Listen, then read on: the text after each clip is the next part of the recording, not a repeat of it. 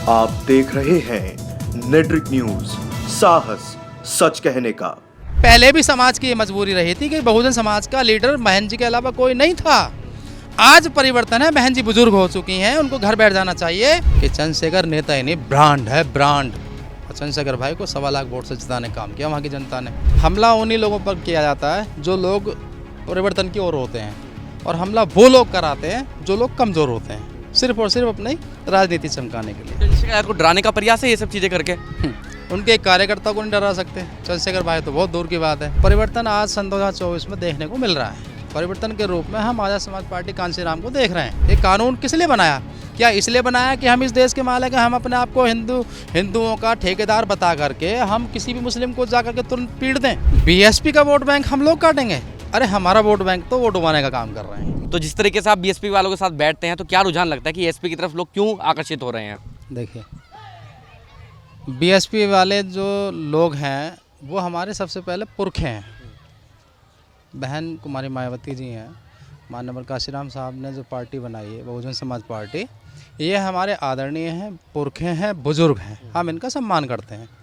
उसके साथ साथ परिवर्तन बहुत ज़रूरी है, और परिवर्तन आज सन 2024 में देखने को मिल रहा है। परिवर्तन के रूप में हम आज़ाद समाज पार्टी कांशीराम को देख रहे हैं। जिस तरीके से आज भीम आर्मी आज़ाद समाज पार्टी दलित, शोषित, वंचित, अल्पसंख्यक, या मैं कहूँ तो 85% बहुजन की बात करूँ तो उनकी दुखती नसों पर हाथ रखने का काम जो कर रही है वो सिर्फ आज़ाद समाज पार्टी भीम आर्मी कर रही है। भाई चंद्रशेखर आज़ाद जी कर रहे हैं, विनय रतन जी कर रहे हैं, उनका एक एक कार्यकर्ता कर रहा है। तो जब हम लोग काम कर रहे हैं, उनके सुख दुख में शामिल हो रहे हैं, तो क्यों ना हम उसको जो अब एक राजनीतिक जो पार्टी है हमारी, उसमें जो उपचुनाव आ रहे हैं तो उसका जो कीमती जो हमने उनका जो इस्तेमाल किया, भीम आर्मी के लोगों का जो हमने सहयोग लिया, तो अब जनता का भी फ़र्ज़ ये बनता है कि उसको वोट देकर जो उनको संसद में और विधानसभा में, लोकसभा में, हर जगह भेजने का काम करे। ये मेरा जनता को। अभी हाल ही में आपने देखा हो चंद्रशेखर जब गाजियाबाद आए थे उन पर हमले की खबर भी अब फैली थी। कुछ लोग बता रहे थे कि हिंदू रक्षा दल ने हमला कराया, उसको लेकर आपकी क्या राय है?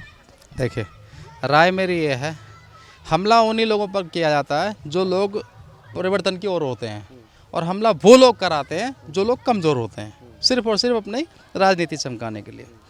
बाबा साहब ने कहा था कि मैं उस विचारधारा के खिलाफ हूँ जो मानव को बांटने का काम करती हो।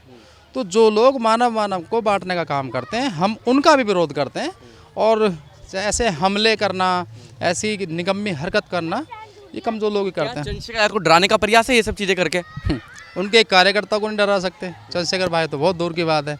आज लोकप्रिय नेता हैं, सांसद नगीना से हैं, उनको डराने की तो बात कहीं से दूर दूर तक मुझे नज़र आती नहीं। उनको कार्यकर्ता को नहीं डरा सकते।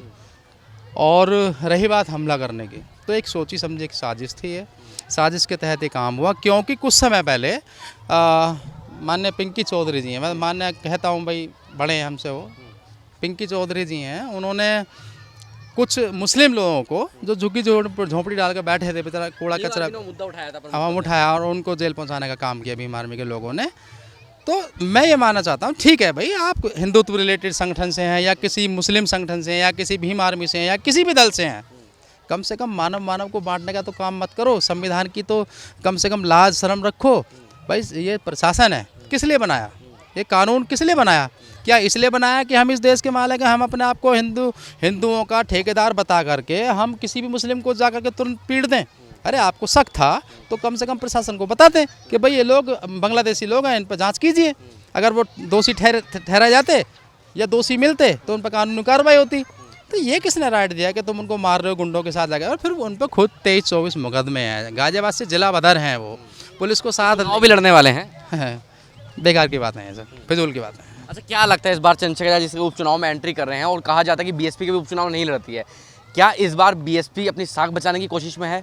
देखिए, बीएसपी की मैं बात करूं, मैंने कहा था जैसा कि वो हमारे पुरख हैं, और मैं पुरखों का सम्मान करता हूं। गलत करें सही करें, मैं उस विषय पर कोई टिप्पणी नहीं करता। चुनाव जरूर लड़ेंगे आप सामने, सम्मान बेशक करें, लेकिन चुनाव जरूर लड़ेंगे उनके सामने आप? सम्मान, देखो, चुनाव ये लोकतंत्र है। इस लोकतंत्र में हर एक आम आदमी का अधिकार है चुनाव लड़ना, वो लड़ रहे हैं। हमारे विधानसभा सदस्य से जो है गाजियाबाद से माननीय सतपाल चौधरी जी हैं, जिन्होंने जाट समाज में रहकर पता नहीं अनगिनत मुद्दे महिलाओं के लिए, शिक्षा पे, वाल्मीकि समाज के लिए, हर समाज पे उन्होंने मुद्दा उठाया, जन आंदोलन किए, किसान आंदोलन किए। वो एक चेहरा है जिन्होंने मतलब मैं हर व्यक्ति की बात करूँ तो हमेशा उन्होंने क्रांतिकारी रहे हैं वो। बीएसपी वाले जो प्रत्याशी हैं रवि गौतम जी, उनके बारे में बातचीत चल रही है। उनका संगठन भी है, काफ़ी लंबे समय से काम कर रहे हैं समाज के लिए। देखिए, मैंने कहा जैसे लोकतंत्र संगठन हज़ार होंगे, रवि गौतम जी ठीक है, बसपा उनको टिकट दे रही है। मैंने तो ये सुना था हालांकि कि बसपा ने कभी उपचुनाव नहीं लड़ा, लेकिन ऐसा इस बार क्या मतलब खजाने में कमी आ गई जो उपचुनाव की लड़ने की तैयारी कर रही है। और रही बात रवि गौतम जी की, तो मुझे तो नहीं लगता, ठीक है जैसा कर रहे हैं अब उनकी मर्जी है भाई। कुछ लोग ये भी कह रहे थे, कल ही में कहीं जगह रिपोर्टिंग कर रहा था, कुछ लोग कह रहे थे कि आर्य समाज पार्टी तो बस बीएसपी का वोट काटने का काम करेगी बस। तो बीएसपी का वोट बैंक रहा कहाँ है? मतलब बीएसपी का वोट बैंक हम लोग काटेंगे? अरे हमारा वोट बैंक तो वोट उगाने का काम कर रहे हैं। अच्छा, मुझे आप बताइए, आपकी पार्टी में जितने भी नेता आए हैं, कौन सी पार्टी से आए हैं अब तक ज़्यादातर नेता? बसपा से। बसपा से है ना? हाँ, तो किससे बसपा को नुकसान किया फिर? देखो ये नुकसान नहीं है, ये नुकसान नहीं है। माननीय काशीराम साहब का परिनिर्वाण होने के बाद बसपा जब पहली बार सरकार में आई तो वो बहन जी की मेहनत नहीं है, वो मान्यवर काशीराम साहब की मेहनत है। चार बार सत्ता में आई, वो मान्यवर काशीराम साहब की मेहनत थी, वो संघर्ष था। बहन जी कुमारी मायावती का जो संघर्ष था आज वो शून्य पर है, लेकिन मैं फिर भी उनका सम्मान करता हूँ, बड़ी है भाई हमारी, क्योंकि पहले भी समाज की ये मजबूरी रही थी कि बहुजन समाज का लीडर बहन जी के अलावा कोई नहीं था। आज परिवर्तन है, बहन जी बुजुर्ग हो चुकी हैं, उनको घर बैठ जाना चाहिए। आज युवा आकाश आनंद जैसे ही हुआ। आकाश आनंद जी जैसे नहीं, आकाश आनंद जी सोने चांदी की चम्मच में खाना खाने वाले वो हैं, लेकिन भाई हैं, सम्मान करते हैं हम उनका भी, लेकिन राजनीतिक नहीं है वो, उनको नहीं आना चाहिए राजनीति में।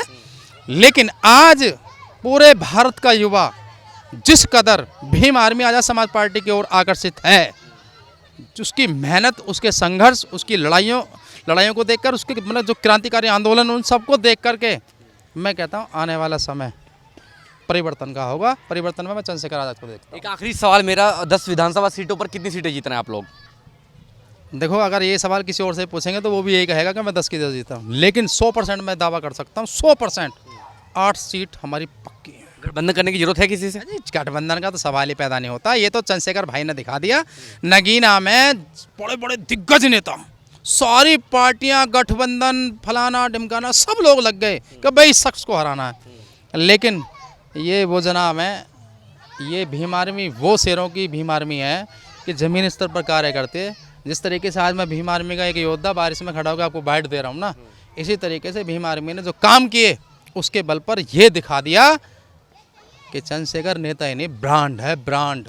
और चंद्रशेखर भाई को 1.25 लाख वोट से जिताने का काम किया वहाँ की जनता ने। तब से भीम आर्मी आज़ाद समाज पार्टी का हौसला बढ़ गया। गठबंधन नामुमकिन। जो आपके राष्ट्रीय अध्यक्ष करते हैं तो आप सहमत होंगे उससे? हाँ बिल्कुल, हम उनका सम्मान करते हैं। कोर कमेटी है, लेकिन आप नहीं चाहते गठबंधन हो? गठबंधन हो, उसका हो जो बहुजन की बात करेगा वही देश पर राज करेगा, जो संविधान की बात करेगा वही दलितों की वोट लेगा।